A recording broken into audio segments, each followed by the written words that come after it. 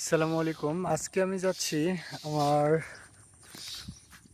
এই বরকিটা নিয়ে বরকিকে খাওয়াইতে। এই বরকিটা আমাদের কোরবানির নিয়তে কিনেছি এবং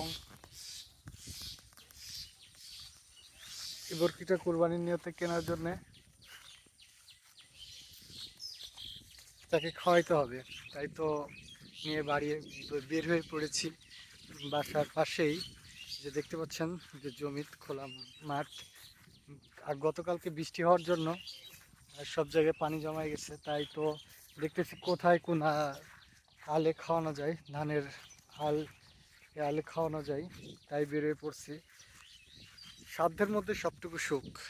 ছাগলটি দেখতে পাচ্ছেন, এটা আমাদের কোরবানি। এবং একটি গরুরও ভাগা দেওয়া হয়েছে। আর আমি গরু খাই না, এই জন্যে ছাগল দেওয়া হয় আর কি।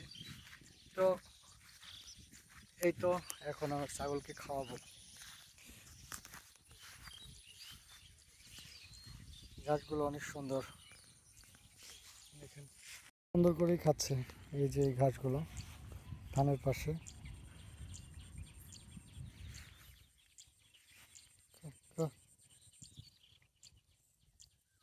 ঘাসগুলো সুন্দর করেই খাচ্ছে। তো আশা করছি আর একটু বেশি করে খাওয়া দরকার, কিন্তু বেশি খাচ্ছে না, অল্প করেই খাচ্ছে। খাক, যতটুকু খাবে খাক, তাকে বাধাগ্রস্ত না করি।